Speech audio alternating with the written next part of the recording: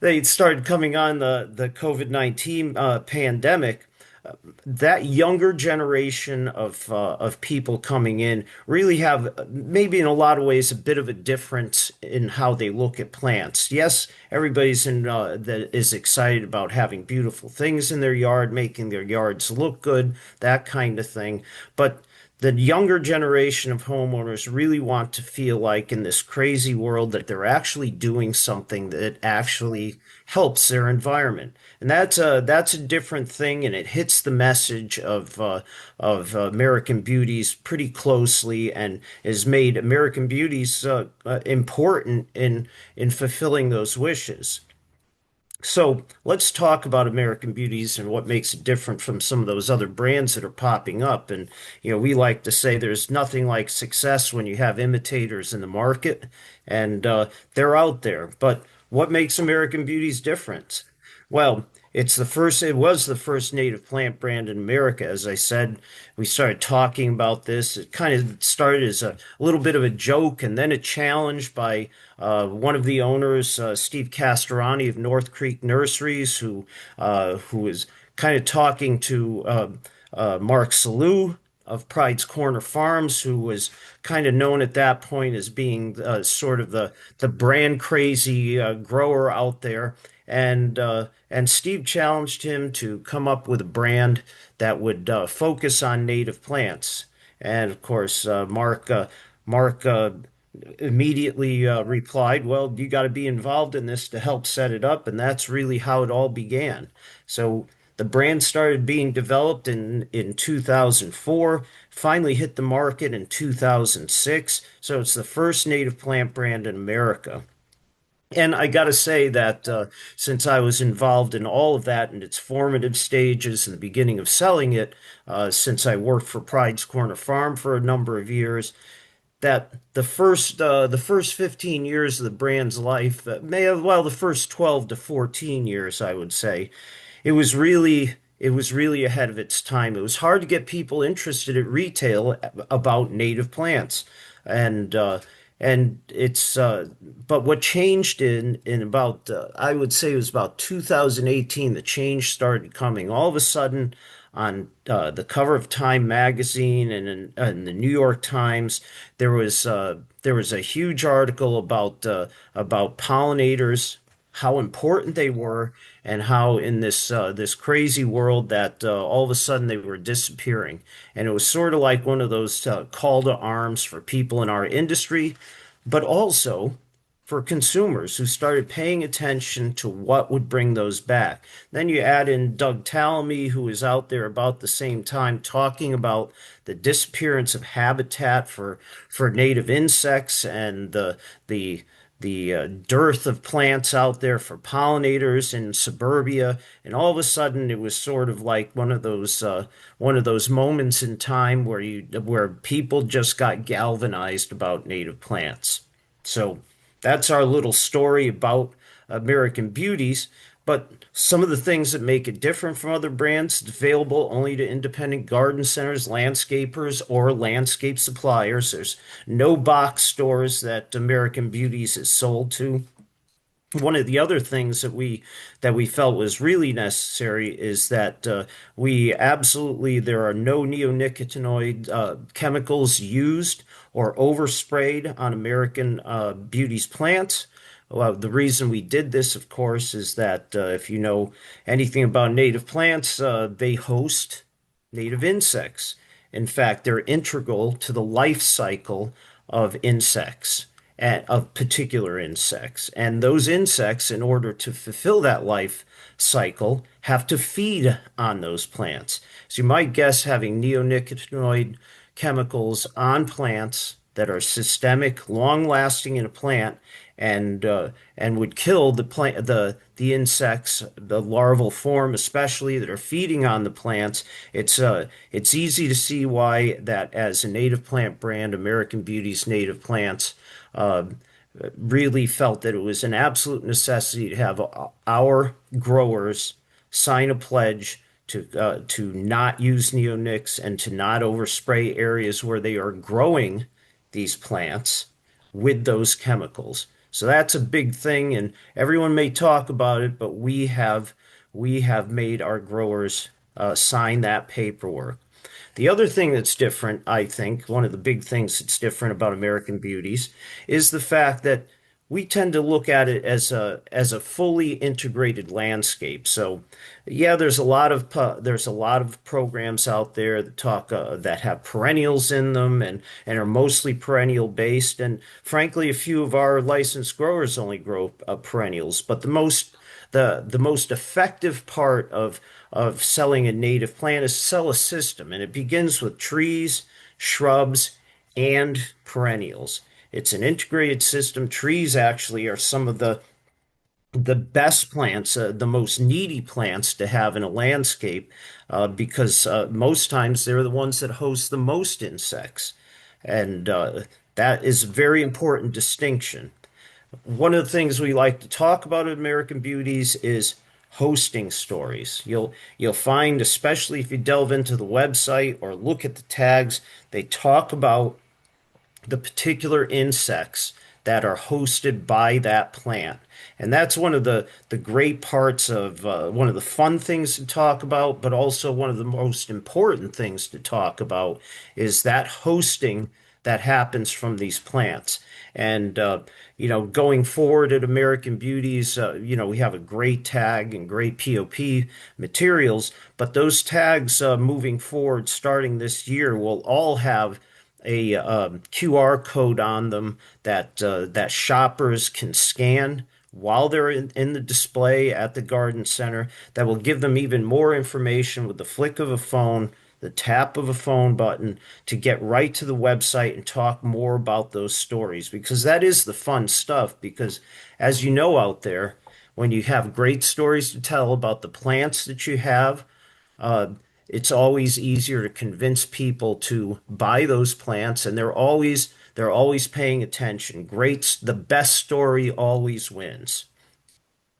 Now, the other thing that American Beauties does, and the reason that we thought as much as we did back 20 years ago about what the plants would look like and what the package was, is that package with the POP material, the container, the tag, all provide the ability to create a display at a garden center that allows the consumer to find the native plants at that garden center, but also allows the staff at the IGC to find those native plants also.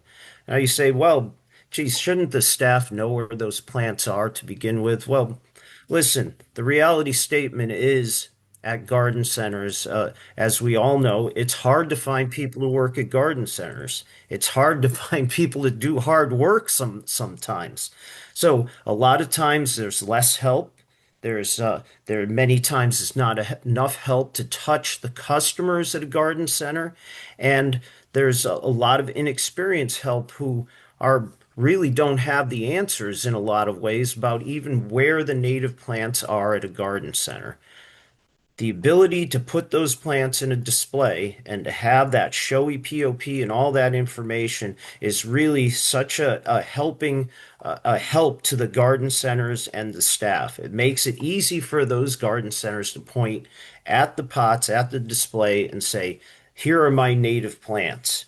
And listen, that package is so important, much like all packages are, when you're trying to sell merchandise to most consumers. Now, I say most consumers because, frankly, us in this industry tend to be the worst consumers of plants out there. We buy plants for much different reasons than the consumer buys plants. They love the package. They love what a package tells them. They don't really know the plants that well, and the package reassures them that they are making a great choice. Now, and to be honest with you, those customers are willing to pay for that because you are providing them with that information that they can't find at other places. We, as a rule, know the plants. We have a tendency to have a much different monetary value that we put on plants. So when we try to put our heads into the head of a consumer coming in, it's a losing battle. We will never buy plants the way they do. But what we've done is create a package that will make them at make it easier for them to buy American Beauties native plants at retail. So, since we started talking about displays and what American Beauties adds to that, let's go right into the pay to display program that maybe many of you have done out there. So, it's almost a recap to a certain extent. Why did we do this program? Well, it's the easy button for consumers. It's hard to find. It's hard to find native plants at most garden centers. In fact, without some distinction, it's hard to find any plants at any garden centers. The story many times is, people at garden centers tend to be really busy and at in springtime, as everybody else in this industry does, but one of the most difficult things is for consumers to go into a garden center and decide what to buy. Yes, when it's in color, the plants look great and that helps many times, but it's easy to see why consumers would go into a garden center, see this sea of black potted plants with no distinction except for a small tag or something like that, and be scared that they're going to make a mistake and many times leave the garden center without buying a thing. And this is something that having that display, that distinguished display of native plants in the American Beauties package makes it so much easier for people to say, to make that light bulb go off in their head and say, hey, I really like this. This is something that I really want to do. So it's the easy buzzy button for consumers. It's also the easy button for IGCs. Again, we talked about this, less help, sometimes newer people coming in. That AB display makes it easy for the staff to find natives, to point them out to customers, and also it's kind of a learning center because of all the information that's there on the tags. They can go and they can learn, they can look at the tags, they can follow up on the website and kind of teach themselves a little bit about what's going on in the native plant world. Now, these days at garden centers, there's no doubt about it. It was reinforced for me again at Mance this past week. Everybody's coming into garden centers asking about native plants. It seemed to me it's if it's not the number one thing that's being asked at garden centers, it's pretty close to the top of the list. And when customers find native plants, when they're really focused on, they may not know a whole bunch about native plants, but that package and that information, if they can find it in display, they'll buy it. There's no two ways about it. And we have found that these displays are just so successful at a garden center level. We found that when an IGC has been already selling American Beauties plants without a display, they'll increase sales by an average of 83% the first year that they add a display. That's huge. You know, they're already selling native plants at American Beauties native plants, but they have them mixed in with the rest of their stuff. It sort of diffuses the power of that brand in a lot of ways. And when you put it together, get a display up there, keep it up during the year, the sales are remarkably higher. So, and we've proved that also because we've each year the brand has rebated thousands of dollars to independent garden centers that meet or surpass the goals that the purchasing goals that they've kind of established at the beginning of the year with whomever their licensed grower is. So we have committed to that program because we know it works and because it adds sales at the garden center. Now, I know there's a number of landscapers on here or distribution yards also. And you say, well, this is all fine and good for all those retailers and stuff, but what does it really mean to me? And how can a display work for me? That kind of thing. Well, I'll have to tell you that the people I talked to at Mance in Baltimore last week were a pretty even split between garden centers and landscapers, with a fair amount of landscape designers and architects mixed in there. And every one of them said that it is such an advantage these days to be in the native plant field. It's not just that people are shopping, it's just that it also gives you an edge when you're dealing with landscape. Any landscaper who is not looking into or actually trying to specialize in putting in native landscapes at this point on especially in a residential job is really is kind of not looking at things correctly. It is such an advantage and will make you very distinctive in the marketplace if you're installing native landscapes because again, people love that idea of being able to help the world that they live in.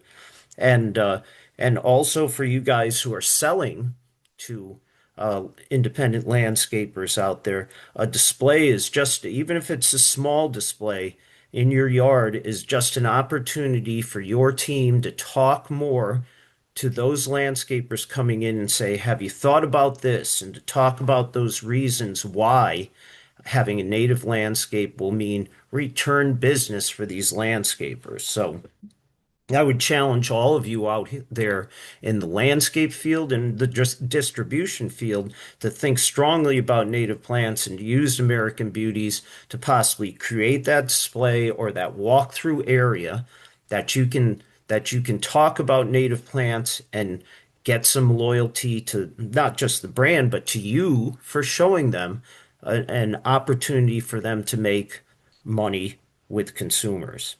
So all that's a lot of information right there, but listen, I know everybody wants to come to a webinar in the wintertime and talk about plants. So we've selected a number of uh, of native American Beauties native plants to talk about. And one of the things that you're going to hear consistently is the talk about how these plants support particular insects or are crucial to a particular insect or a particular butterfly or moth out there.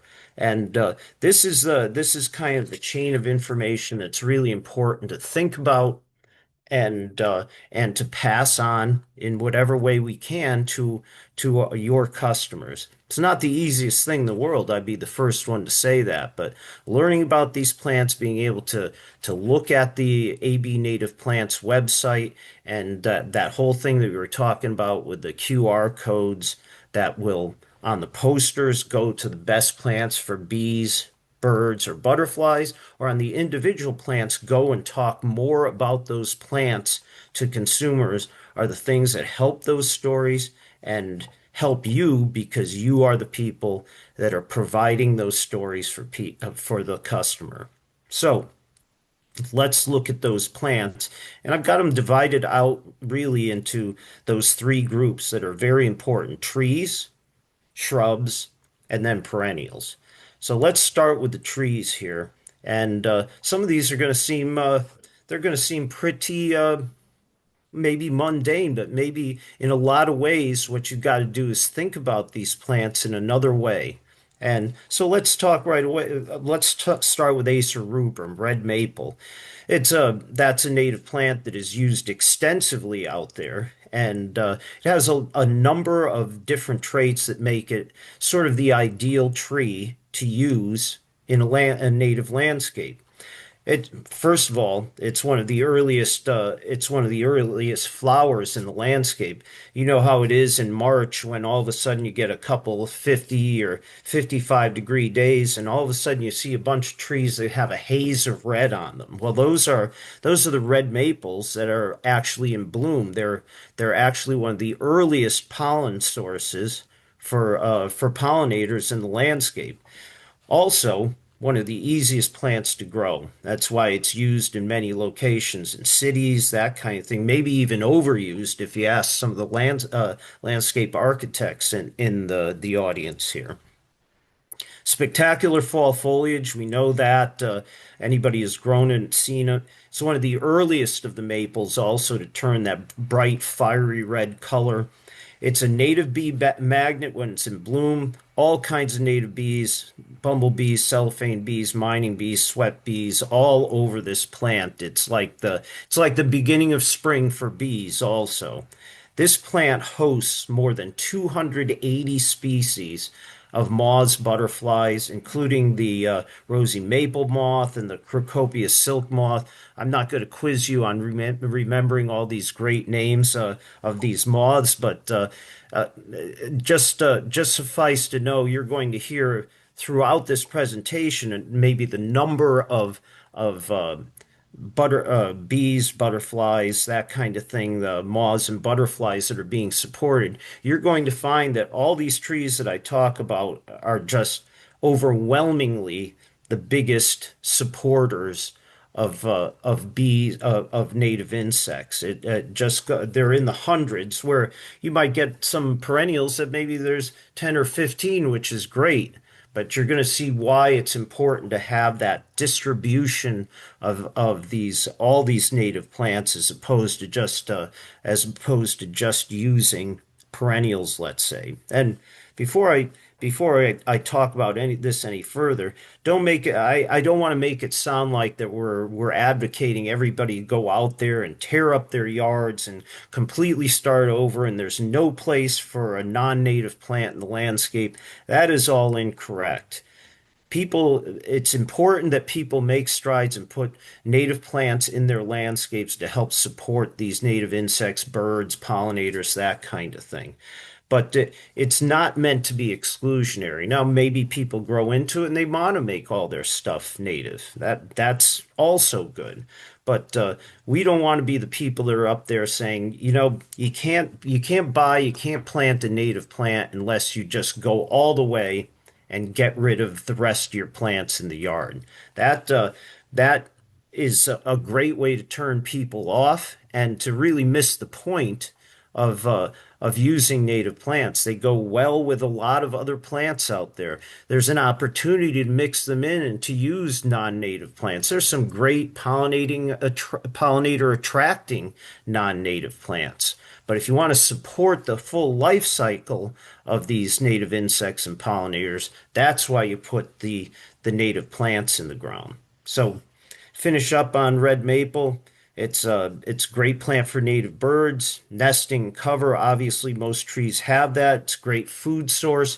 The foliage, um, the birds love the seeds that are produced. There's lots of selections out there, lots of naturally occurring selections like Red Sunset, October Glory. Those are just two of the possibly hundreds that are out there in the market, and most of them naturally occurring or selections that are a result of open pollination of the original species. So that is Acer rubrum. Another plant that's very familiar to everybody is Betula pipifera or paper birch. If you're on the East Coast, especially if you're north, that is the plant that almost everybody knows with its brilliant white exfoliating bark, especially in the winter time. It's kind of when you're in northern New England, it's like the tree that says you're in northern New England. Again, another early nectar source, catkin-like flowers that bloom very early. It's another of what Dr. Talmy would call a keystone species. In other words, an absolute necessary life-supporting native species, host plant for 400 plus species of moths and butterflies, including Luna moths and eastern tiger swallowtails. Great food and cover and nesting. That bark color, you just can't deny. It's spectacular and unique.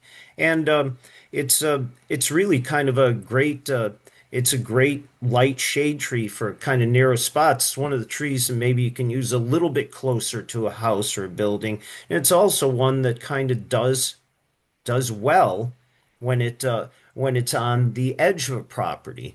In other words, it's kind of in that transition area sometimes between sun and semi-shade. So a good fall color also. So paper birch, Betula pipifera, a very good native tree. Another good native tree that actually has become incredibly more popular than it was a generation ago.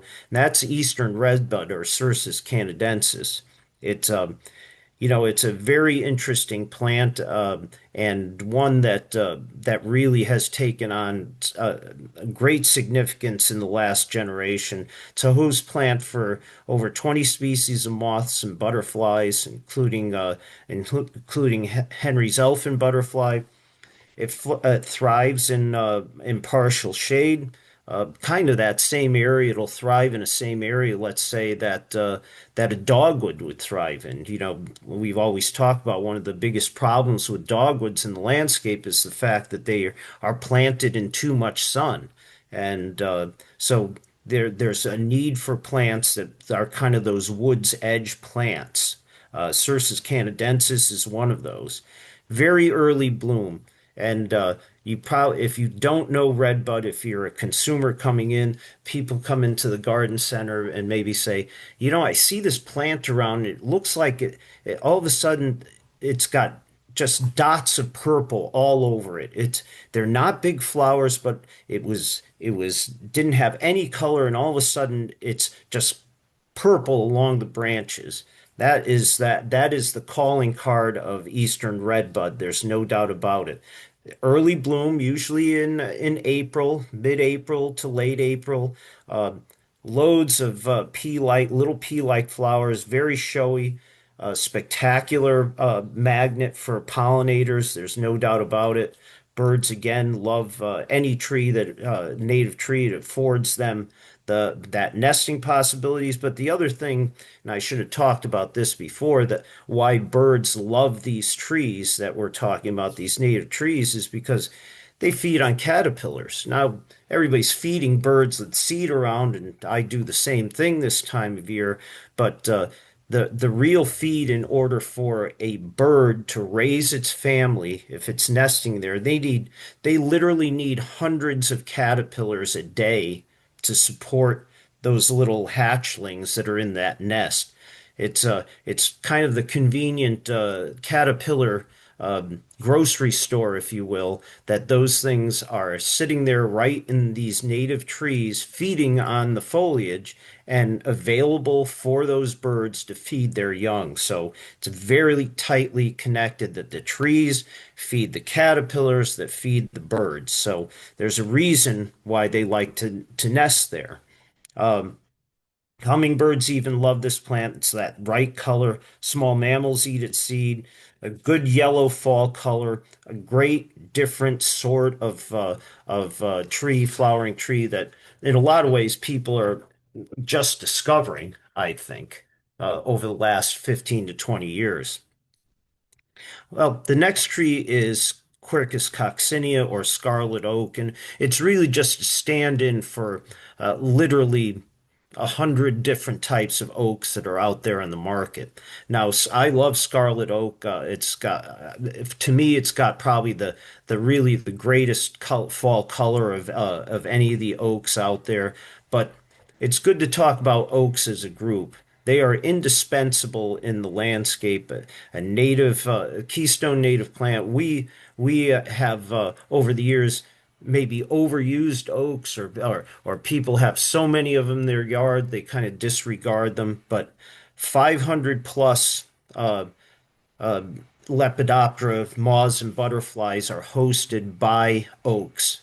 And they, Dr. Talmy says oaks are the most important plant in the landscape for supporting pollinators. That's a big statement for Talmy to say that. They're obviously, we know they're long-lived trees. They're kind of a broadly round tree. They're hardwood. They're not very breakable. They really have all the attributes of being a great long-lived tree in the landscape, and they're pretty tolerant. They've been used on city streets, many of them for a long time.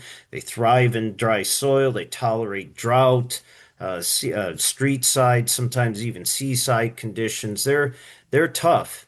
Deep green foliage on most of the oaks. Scarlet oak has tendency to be a little bit deeper than most. Great red color.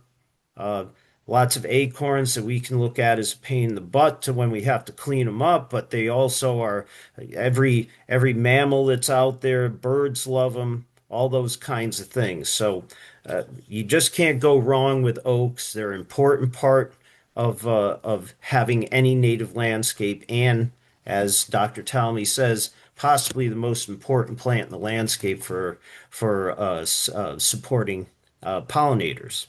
So, having said that, why don't we move on to shrubs here? And these plants, just so you know, were taken off the list of plants that Willoway Nursery sells. They have a great selection of all these plants. They really support that idea of the full range of plants that are important to create a native supporting landscape. But so we took a selection, but by no means all of the plants that they offer. If you have questions, make sure you talk to your team at Willoway about some of these plants. But I wanted to kind of bring out some of the ones that I think were great, or also that maybe were somewhat less known, or maybe there's some other reason to talk about them. So the first one is fits this bill. The first shrub fits this bill to a T. We're talking about Cephalanthus occidentalis. This one happens to be crimson comet. Now, this is a plant that, again, uh, if you went into a nursery, a garden center about, let's say, 15 years ago, I could bet that you would find that maybe 1 out of 100 would actually sell a Cephalanthus to you. Uh, Most of them didn't know what the plant was. Most of them really didn't care. It's kind of one of those nondescript, weird plants uh, to look at it without any foliage on it. And people would have said, there's use this or use this. No one wants to buy Cephalanthus. But now everybody is looking at Cephalanthus, and the reason is because it has so many places in the landscape and it supports so many um, native insects and birds and pollinators. It's a host plant for 20 plus Lepidoptera, Titan sphinx moth, hydrangea sphinx moth, royal walnut moth, all different types of moths that are hosted by this plant. The biggest thing you're going to find is that it's really one of the most tolerant plants you can grow. Grows in many different areas. In fact, it almost grows in it almost grows in standing water at times. It's really that tolerant. In fact, one of the places that I see it often is on pond sides, that kind of thing, and it's usually alive with activity, especially when the flowers come out. Now, and those flowers are incredibly unique. In fact, you can look at this picture on the left here, and you can see those little globes at the top of the stems there. That's the start of their flowers right there. They actually look like little satellites almost. They expand. They're a white flower. They look like one of these things that you take off a plant and when you were a kid and throw it at your friend and try to whack him in the head with it. That's how they would appeal to someone like that. But they appeal to bees and butterflies also. The spent bloom from those plants. There's a lot of seed in there. Those are important for birds. It's not a small plant. It's not for the faint of heart. It's a plant that gets up in the 10 to 15 foot range, tall and wide. But it really, if you have a bigger yard and have a place for it, this is the kind of plant that really draws in uh, butterflies, bees, and birds all year round. Now, it also has a lot of other things going for it. It uh, it has a really good fall color. You can just see right there on the top that those red leaves. That's because of emerging foliage there, but it's very similar foliage in the fall, which is kind of attractive with even more red in it. But the thing that Crimson Comet, as a naturally occurring selection, has is that those spent seeds, those spent flowers that hang on in that same globe-like structure, turn a really crimson red and very showy, much more showy than the species in a lot of ways. So great plant, easy to grow, lots going on with it, and a great plant for wet areas, and one that is really would not be being sold at all without the native plant movement, and it's really a great plant. Next door to it is Hydrangea pinky pollen ring. And we love this plant because, well, listen, especially in the upper Midwest and really a lot of places in the East, hydrangea arborescens, which this is one of, is really it's really the go-to plant in the northern landscape in a lot of ways. It's a survivor, it's zone 3 hardy, very tough. Um, but this plant is better than a lot of the arborescens that are out there. And I'm even talking for pollinators, and I'm even talking about things like Annabelle, which everybody has to sell. It's the biggest selling plant out there. So so why do I like this plant? Well, the first thing you can see the bloom on those plants, and it's a lace cap type of flower. And lace cap types of flowers are very important for pollinators. Yes, they'll go to that snowball type flower, that mop head flower that's on a an Annabelle hydrangea. But if you put this next to it, there would be literally 100 times more pollinators that would be on those flowers because those flowers are much more attractive to pollinators. Now, of course, all those mophead flowers got to be big because we humans who do not pollinate didn't really care about those lace cap flowers. But I got to tell you, lace cap flowers are the deal for pollinators. This also is a pink flowered, thus pinky pollen ring. It's a pink flowered flower, and it also has one of the strongest stems ever. So one of the biggest problems a lot of times with Annabelle, which again is a great plant, is that after a rainstorm it can flop. This plant does not have that much stronger stems so that those flowers stay upright and that plant doesn't sprawl all over the place. It's a host for hydrangea sphinx moth and hydrangea leaf tear moth.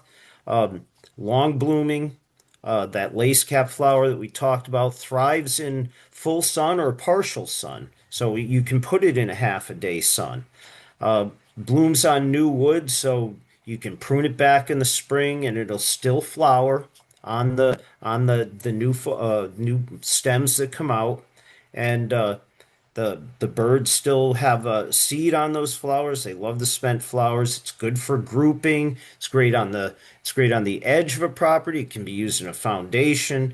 And this is just one of those great plants. I just saw a flash by me on the chat about how more growers wish more growers grew more Haas Halo. That's another great selection of arborescens hydrangea that is really a good plant and is in the mix of some American Beauties growers. So both really good plants, different look, different color, but both great plants.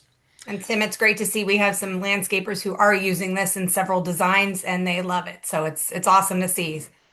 Yeah, that one of the things that's great about it too, you're right, is that it looks great in the landscape because it's got much darker foliage than some of the older Annabelle versions. So I can see why that it'd be with its flower and its form and its ability to stand upright, why landscape architects would love it so much.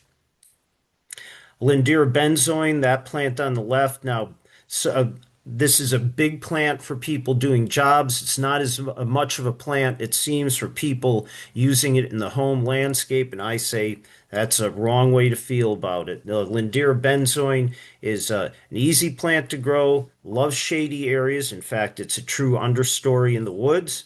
Um, it's a plant that usually deer stay away from. It's very early blooming, small yellow flowers that bloom in April. A great early pollen source also. The one of the interesting things about this plant is that it is a plant that has separate male and female plants. And one of the things that we're trying to get ahead of at American Beauties is try to find a source of more female plants because that berry, which happens when those flowers are pollinated and happens in the summer and fall are one of the most attractive parts of this plant, but one of the ones that's most difficult to come up with. So finding female plants to grow out there has been an issue for us in the brand, and we're trying hard to get ahead of that. But this is a great host for spicetail swallowtail, eastern tiger swallowtail, and a number of other different Lepidoptera. It's aromatic. If you crush those leaves or scratch the stems, you'll smell that spiciness that it gets its name from. It's a larger growing plant, so it's not in particular a great foundation plant. Maybe it is for a commercial building, but it's really more of an outlying plant area, wood's edge, an understory, or a wet area type of plant. Excellent plant for that. Brilliant yellow fall color. Birds love those berries that I was just talking about, but another great plant that is underused in the landscape for sure. Um, Next door to that, you'll see Linistra major wheeler. This is a Linistra sempervirens. That is the Linistra that is hardy throughout most of the eastern part of the country. Major wheeler happens to be one that is a heavier bloomer with really orangey red flowers. It's a spectacular plant. Now, don't confuse this with a lot of the invasive honeysuckle that's out there. There's plenty of them both in bush form or in vine form, like Linis sempervirens. But this is a plant that, while it's a quick grower, it's an easy one to control. And it has great look. Perfect for a fence, perfect for a trellis. Those blooms are super attractive to hummingbirds. If you want hummingbirds, this is one of the plants that you should definitely have. It's a host plant for the spring azure and a number of other different moths and butterflies. Those long tubular flowers are just a great nectar source for native bees, butterflies, and hummingbirds, as I said. It's fast growing, but not it's not going to grow you out of house and home, however, either. Does have red berries that can develop at when flowers go by. Full sun is best for having the most flowers and fruit, but the plant tolerates partial shade. You might just have less bloom and berries on it. And like I said, Major Wheeler is the one that we love in this program and has become just a huge plant for sure. Quick question on the Lindera that came up. Some tags state it's part sun, but have always understood it as you described it, understory shade. Do you see this anywhere? I would say that if it was going to be in a sunny area, I'd prefer to see it in morning sun, afternoon shade, that's for sure. But uh, but like a lot of plants, they survive many things that maybe especially in a moist area, I would say that Lindera would probably do well in more sun just because of the moisture in the soil. But if you were to ask me that understory or partial shade or morning sun, afternoon shade is the best for it. Great, thanks, Tim. Sure. Well, Sambucus canadensis is a plant that's literally all around us. There's no doubt about it, and it is one of it's a easy plant to grow. It's tolerant of an amazing amount of areas. Uh, grows in it can grow in wet areas, can grow in drought areas. It's really just an incredible plant, and it berries in a lot. It is a heavy bearer of fruit, which is great for all those birds that you have in the neighborhood because they know when those berries are ripe and they are all over the plant. So Sambucus canadensis, host plant for 33 species of moths and butterflies. Loves full sun, can tolerate wet areas, as I said, but it's extremely drought tolerant. Kind of a really distinct leaf, that compound leaf, those deep green leaflets. This is a fast-growing plant, a plant that gets up probably in I would say the 8 foot, maybe 9 foot range, tall and wide. native plants love the cover of this plant. They love the berries. They also obviously love all those caterpillars that are on this plant. It's perfect for naturalizing, I think, in particular areas. It's great to plant a bunch of these in a rough area and let them go. They they're just so good at taking care of themselves and also about providing that base level of attractiveness for different pollinators. Uh, Adams is uh, Adams is the selection that we're showing here of Sambucus canadensis. It's a heavier fruiting form of elderberry, and uh, and also it tends to be a little bit quicker growing when it's young. But just another selection out there, and you're going to find that there's probably a good deal of different selections of elderberry out there. The right, the plant on the right, Viburnum nudum winterthur, is actually one of my favorite plants. And if you saw the foliage, you'd understand why.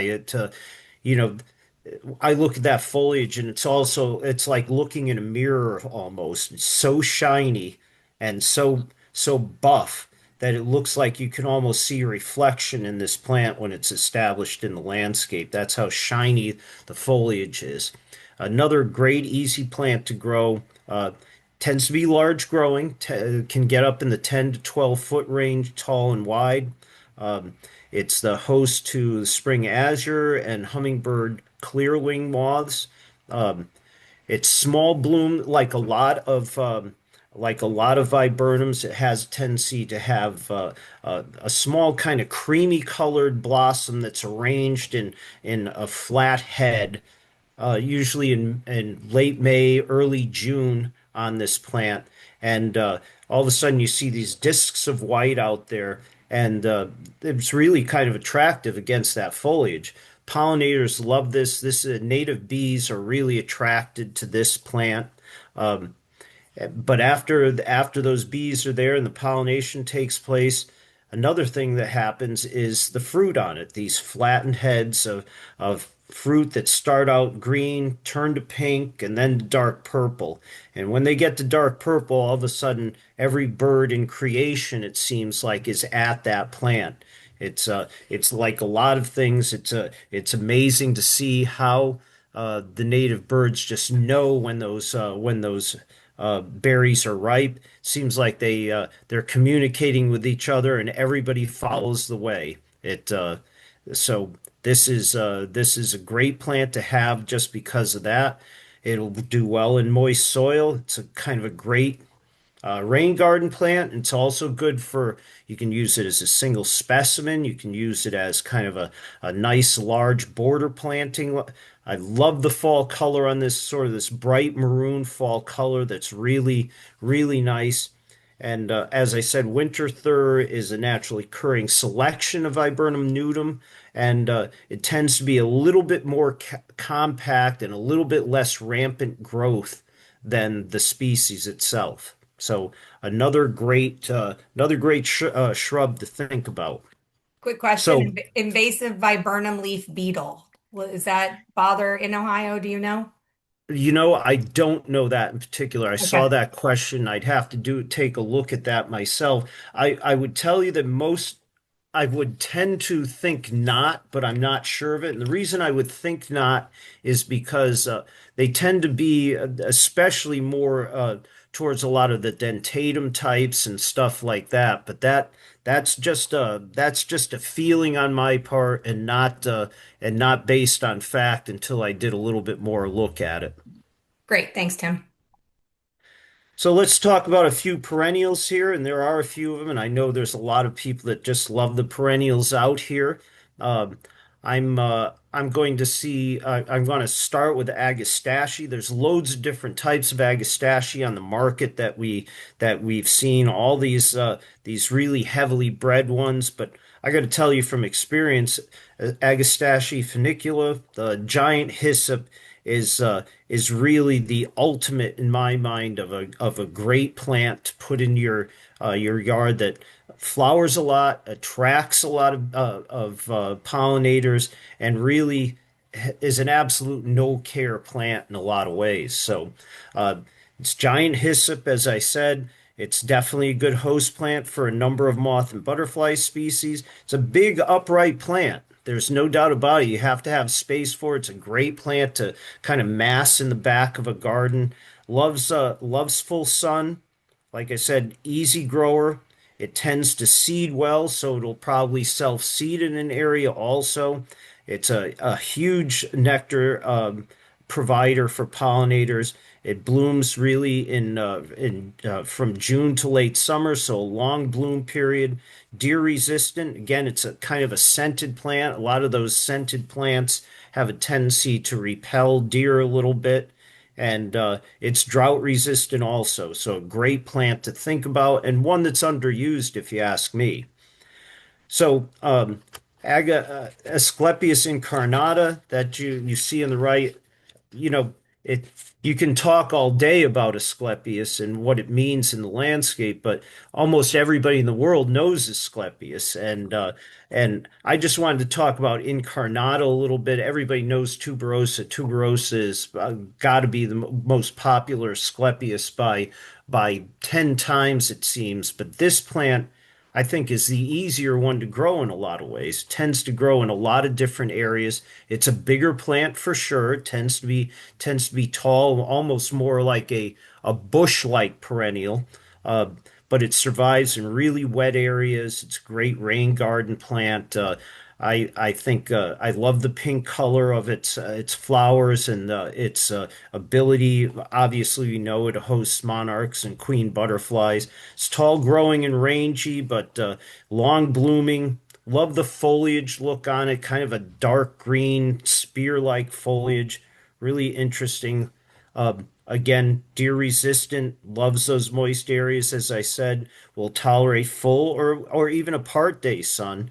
And the interesting thing, with this plant, like many different types of Asclepias, has a big seed pod on it.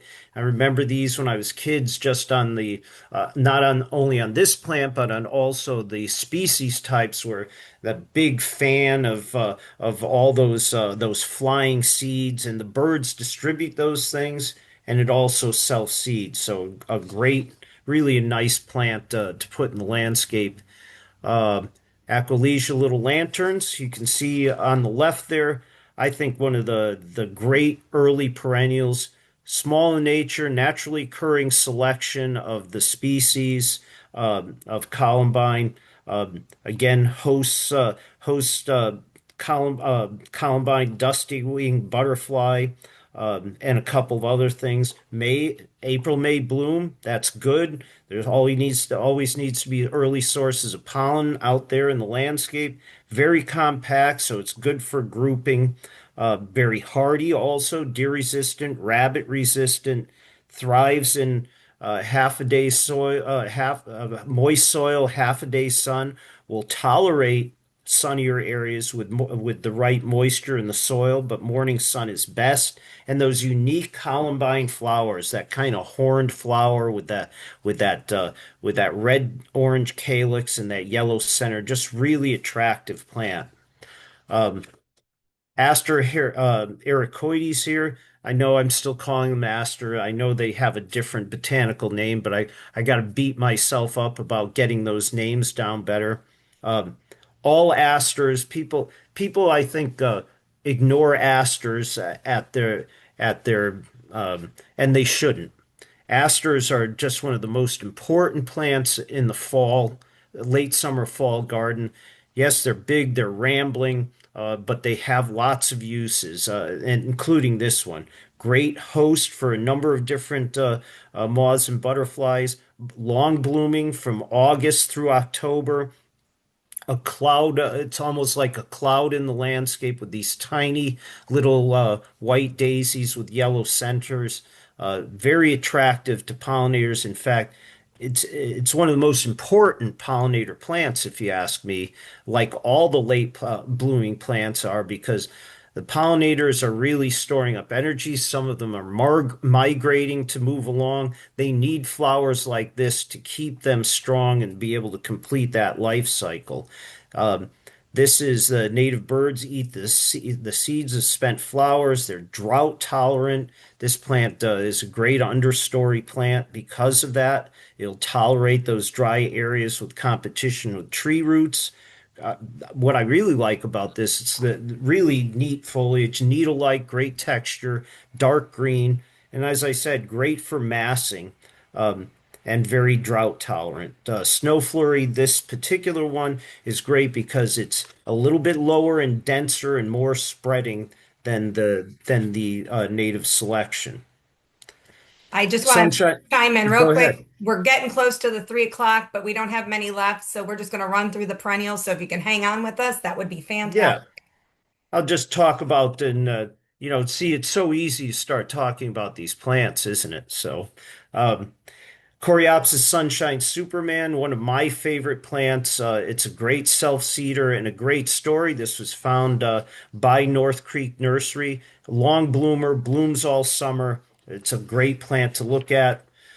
Geranium dark roast, the plant on the right, brand new plant, exclusive to American Beauties growers. This is a naturally occurring selection of Geranium maculata espresso, darker foliage, darker flowers, really a great plant. And this is, like I said, exclusive to American Beauties growers this year. Let's see what else. Oh, there we go. Upatorium Little Joe. Uh, this is something that you have to have in your garden. Any Eupatorium is key. There's many different varieties, all of them native to the eastern United States. But this plant is a great supporter of great host, great supporter of pollinators, and thrives in a lot of areas. Spectacular plant for grouping. Um, Golden Sunset, Sargastrum, very interesting grass that many people don't know about. I like to call this the native Karl Forsterer. As we know, Calamagrostis gets overused, but this is a native plant with the same form, that tall, upright form, and blooms fairly early, has a great seed head. I love this plant, and this is underused in the landscape for sure. Standing ovation. This plant is another plant that was found at North Creek Nurseries, and one of the great things that this has is great form. This plant, if you know of the species of this, has nice color, but it tends to flop or lodge in the landscape. This plant does not, has a beautiful rounded form that turns pinkish blue in the fall. Great seed head. This is a plant that if you haven't used, you mustn't be trying because this is a great plant to put in the landscape. Iris versicolor purple flame, like all iris versicolor, loves a shady area or a wet area. And what I like about it, love its black stems, but what you're going to ooh and ah about is when it comes out in the spring, when it's early, that purple flush on the foliage is just lights up the garden. If you haven't seen this, that's the great reason to get that plant right away. Lismachia burgundy mist, another great plant. Everyone says, "Oh my God, it's a Lismachia. We can't put that in the landscape." And I got to tell you that it's the good Lismachia. It has great foliage color, great texture, blooms for like 2 months in the summer, and self seeds very well, stays in a great clump.